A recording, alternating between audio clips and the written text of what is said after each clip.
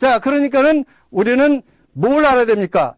뇌정보만 쓰면, 다시 말씀드려서 유전정보와 뇌정보가 잘라진, 떨어진 뇌정보만 쓰면은 우리는 인간이 어떻게 된다고요? 어떤 기계의 부속품처럼, 어떤 기계의 소모품처럼 전락할 수밖에 없는 거예요. 그죠?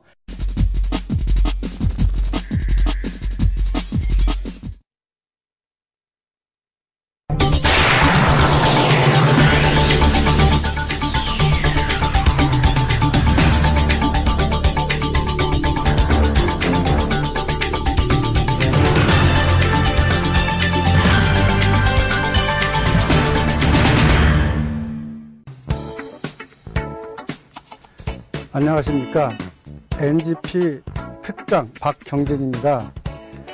전 시간에 유전정보와 뇌정보에 대해서 말씀을 드렸고, 유전정보와 뇌정보는 반대정보로서 유전정보는 창조정보고 뇌정보는 파괴정보라는 것을 소개해 드렸습니다.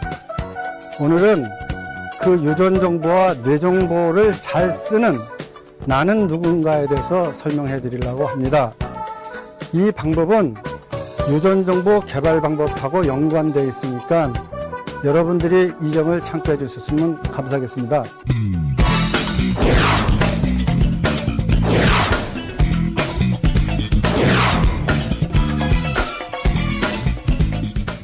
이 강의를 들으시려면 첫째, 나는 누군가를 분명히 알아야 됩니다.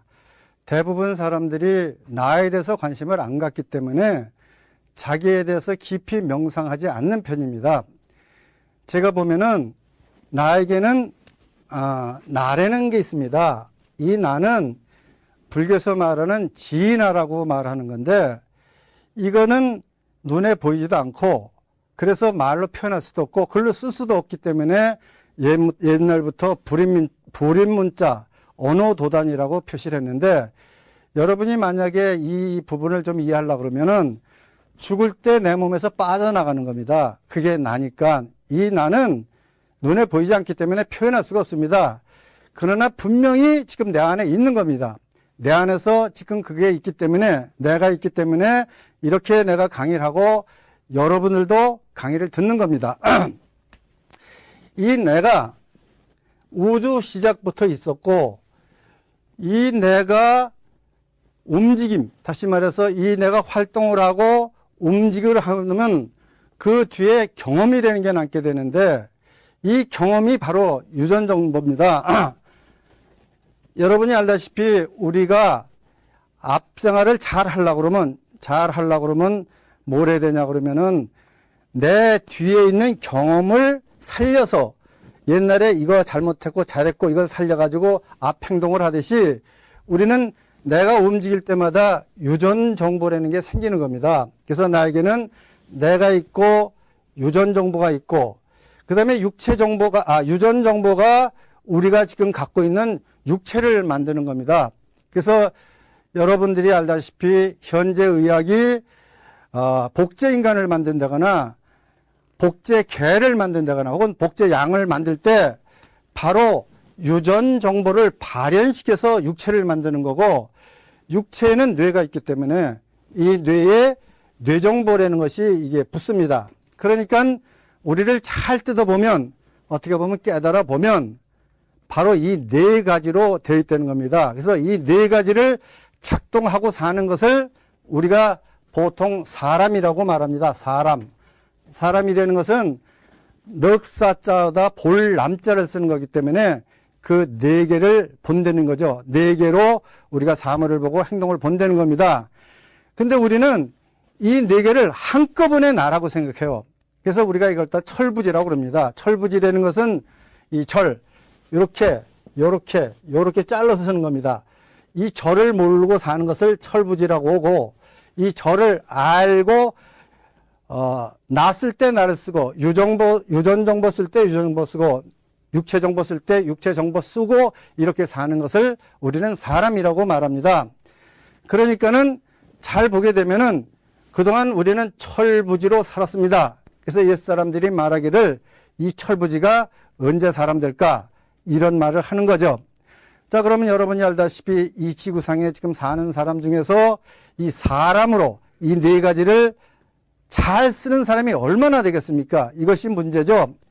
그 다음에 이 강의하면서 가장 중요한 건 뭐냐 그러면은 우리나라만 이런 사람이라는 단어를 쓴다는 겁니다.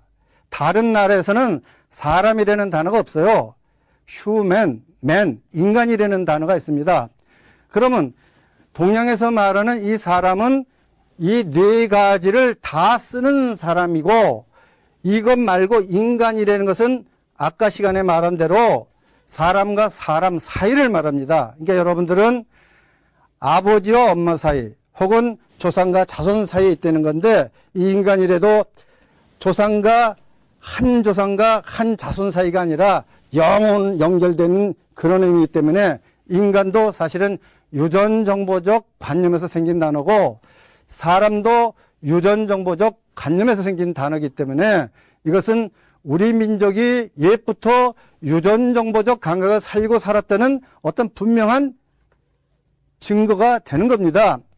제가 일본 가서 강의할 때도 그랬고 또 미국 가서 강의할 때도 그랬고 이 사람이라는 단어를 그들한테 찾을 수가 없어서 번역하는 사람들이 애먹은 경우가 있어요. 그러니까 우리는 이 사람이라는 것을 잘 알아서 유전정보 관점이 뭐고 육체정보 관점이 뭐고 뇌정보 관점이 뭔 거를 이 시간에 여러분이 이해하면 됩니다.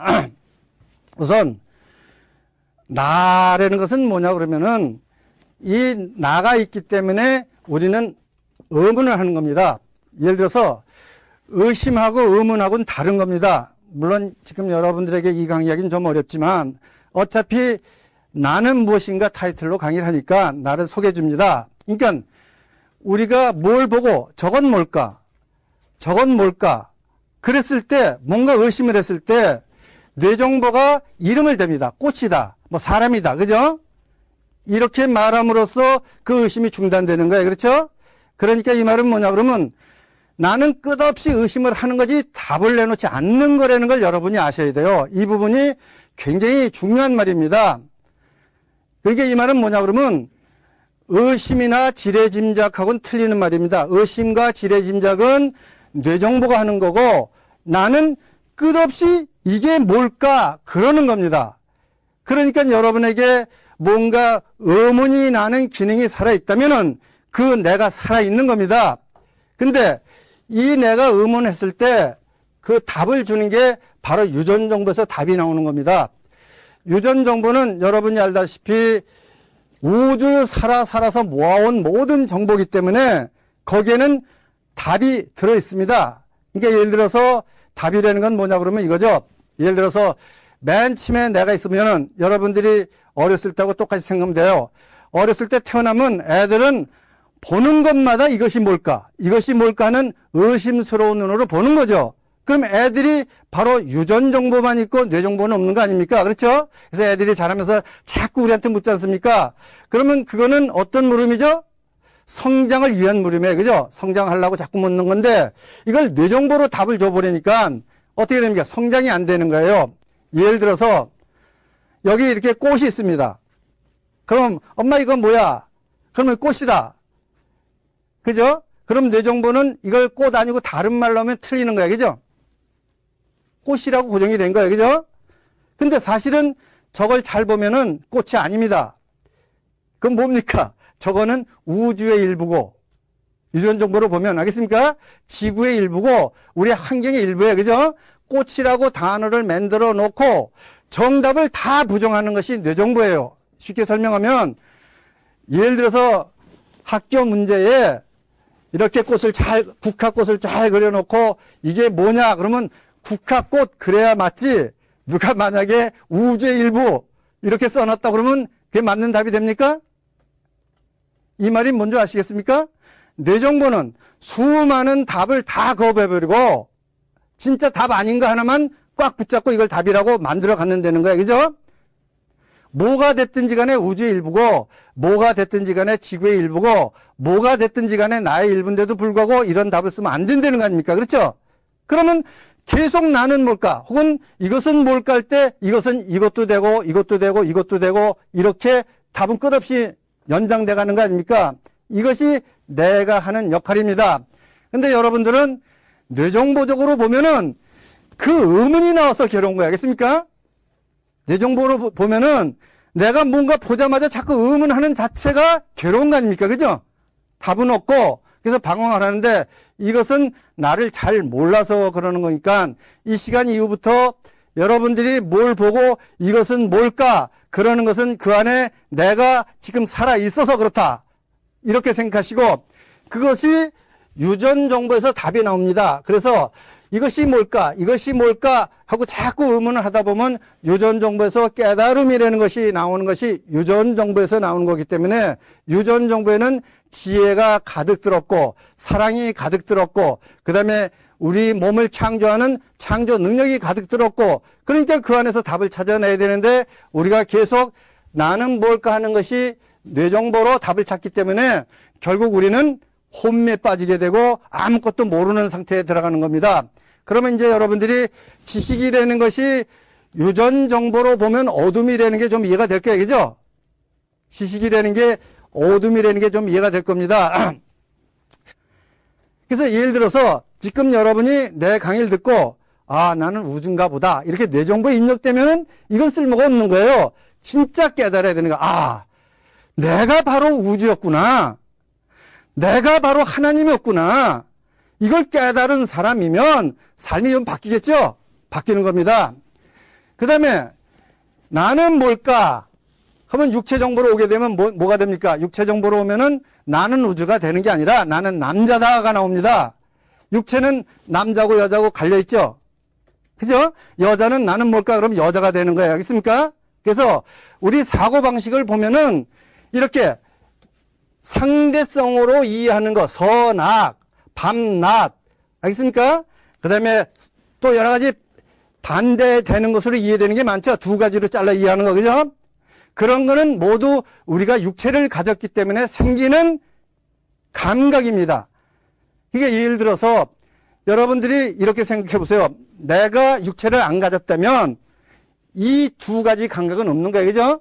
그러니까 이것은 여러분들이 살다가 뭘 봤을 때 이것이 어두운 거냐 밝은 거냐 이 두 가지로 하나로 볼 때는 육체적 감각으로 이것을 보고 있다는 것을 잊지 마시면 되고 그 다음에 뇌정보로 오게 되면 어떻게 됩니까?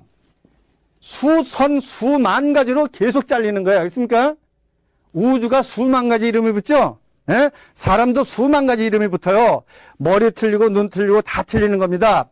그러니까는 이 말은 뭐냐 그러면 우리가 뇌정보로 파괴하면서 사물만 파괴 아니라 모든 파괴하면서 파괴하는 데다가 이름을 붙여놓는 거야, 이름. 그죠? 고정관념을 붙여놓는 겁니다. 그러니까 이 문제를 해결하려고 그러면 어디로 가야 되냐 그러면 어디로 가야 되는 거죠? 육체 정보로 올라와야 해결이 되는 거예요. 그러면 서로 싸움할 때, 서로 싸움하면은 어떻게 되는 겁니까? 이거는 항상 나는 잘했고 상대방이 나는 잘했고 상대방은 잘못했다고 해서 싸움이 나는 거 아니에요. 그죠? 근데 이거는 육체 정보로만 딱 넘어오면은 어떻게 되냐면 두 가지를 다 봐요. 나도 잘못한 게 있고 상대방도 잘못한 게 있다고 보여지는 것이 육체 정보적 감각입니다. 자, 그러니까는 여기 오게 되면 그런 게 있어요, 없어요? 이런 거 없어지는 거예요. 그래서 자잘못이라는 게 없어지는 거예요. 그러니까 여기 오면은 잘못도 사람도 똑같은 거다. 예를 들면은 낮과 밤이 하나로 연결된 건데 우리가 낮과 밤이라는 이름을 지은 거 아닙니까? 이렇게 낮과 밤이라고 쓰기 좋게 양쪽으로 나눈 거지 실제는 하나라는 거죠. 그러면 여러분이 알다시피 낮적 감각, 유전정보적 감각, 육체적 감각, 뇌정보적 감각 이 모든 걸 가져야 됩니까? 그 중에 하나만 가져야 됩니까? 다 가져야 되는 거예요. 그죠? 그리고 이거는 뭘 해결하고 이거는 뭘 하고 이거는 뭘 해결해야 된다는 그런 방법이 나한테 들어오게 되는 것입니다. 자, 그러니까는 이제 한번 생각해 볼 건 이거예요. 여러분들이 지금 이렇게 얘기하면은 현대인들이 알아듣기 쉬운 건데 옛날 사람들이 이렇게 말했어요. 그래서 옛날 사람식으로 설명해 주면은 이것이 나는 무국이라는 게 무국 알죠?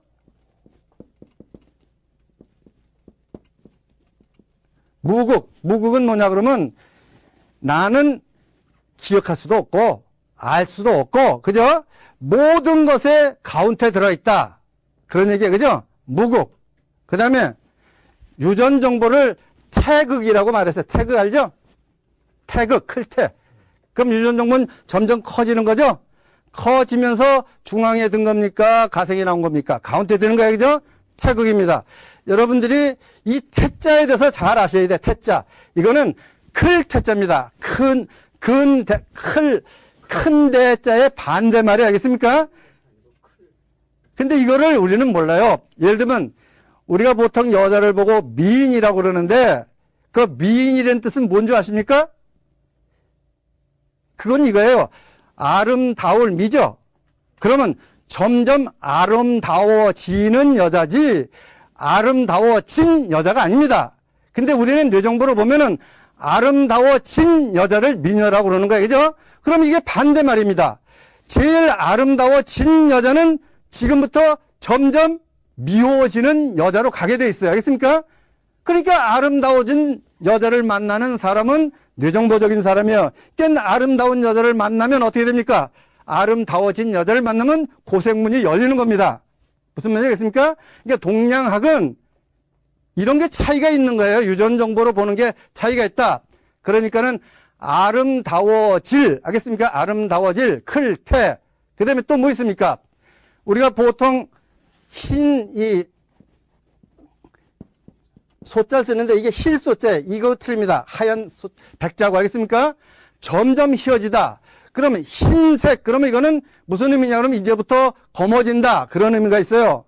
이거 이해가 되죠? 여러분들이 이제 유전 정보로 보는 관점에 대해서 소개해 드리는 거예요. 유전 정보로 관점에 보면은 사실은 같은 말을 반대로 쓴다는 거 이해가 됐죠? 뇌정보로 보면은 아름다워진, 지금부터는 점점 미워지는 여자가 미인이고, 유전 정보로 보면은 계속 아름다워질 여자, 그죠? 보면 볼수록 정이 가는 여자가 미인이에요. 반대는 거 알겠죠? 그 다음에 힐소자고 거물현자가 있어. 그것도 마찬가지예요. 거물현은 점점 검어진다는 거예요. 그죠? 흑자고 틀리다는 겁니다. 그 말이 반대말이라는 것은 이미 한문에도 이렇게 나타난 건데 우리는 이걸 쫙 뇌정보로 쓰는 거예요. 그래서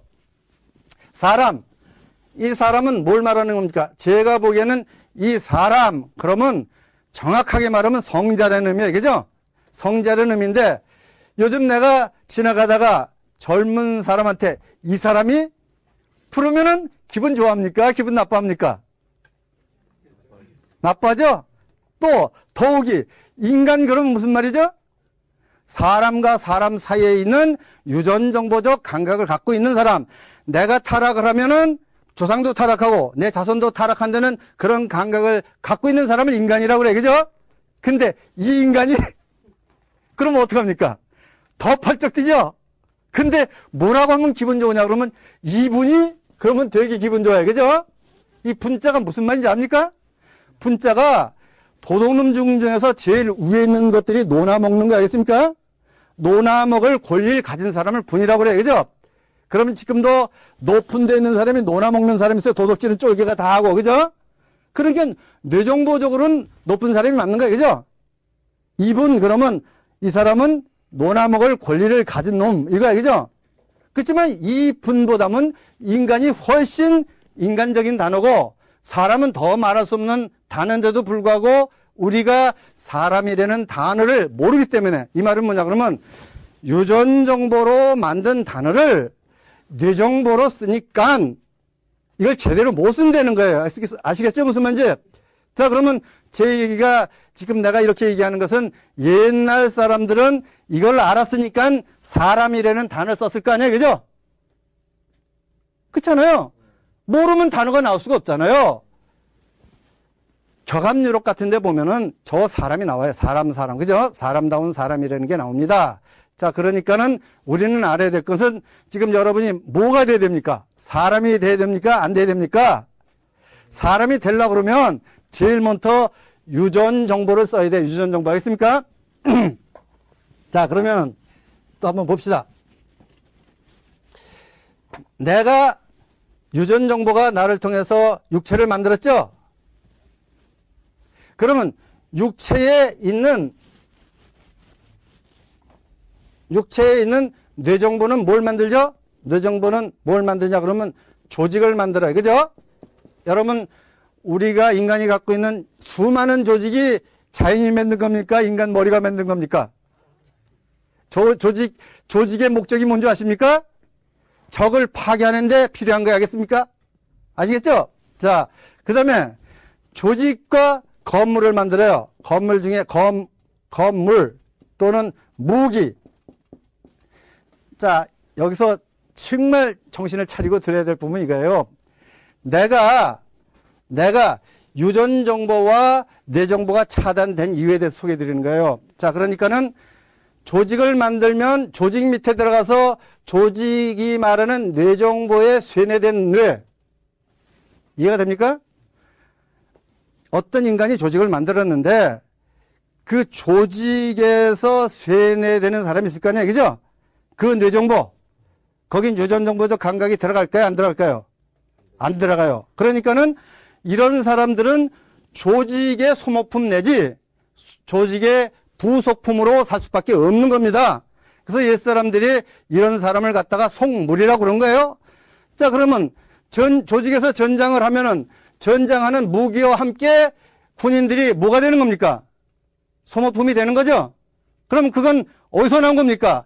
유전 정보에서 나온 겁니까? 뇌 정보에서 나온 겁니까? 뇌 정보에서 나온 거 아니에요? 그리고 뇌 정보에서 조직을 만들고 조직이 쇠뇌를 한 이 쇠뇌는 쉽게 설명하면은 유전 정보하고는 아무 관계가 없는 그런 쇠뇌 아니에요. 그죠? 그러니까 사람 그러면 들으면 기분 나쁜 소리로 듣고 인간 그래도 기분 나쁜 소리로 들릴 수밖에 없는 그런 환경을 조장하는 거 아닙니까? 자, 그러니까는 우리는 뭘 알아야 됩니까? 뇌 정보만 쓰면, 다시 말씀드려서 유전 정보와 뇌 정보가 떨어진 뇌 정보만 쓰면은 우리는 인간이 어떻게 된다고요? 어떤 기계의 부속품처럼, 어떤 기계의 소모품처럼 전략할 수밖에 없는 거예요. 그죠? 지금 전 시간에 내가 무슨 말 했냐 그러면 죄라는 단어를 많이 썼는데 이거보단 더 큰 죄가 어디 있겠냐 이거예요. 그죠? 예? 조상 대대로 물려온 이 몸을, 이 조상 대대로 갖다 놓은 이 몸을 어떤 공장의 부속품으로 전쟁하는 소모품으로 내가 쓰고 있으면 그거보다 더 큰 죄가 어디 있냐 이거죠. 그러니까 여기서 말하는 죄라는 것은 뇌정보만 유전 정보하고 연결되지 않고 뇌정보만 쓰고 있다는 것을 이야기한다는 것을 여러분이 이해하시면 사람이 뭔지도 알았고, 그죠?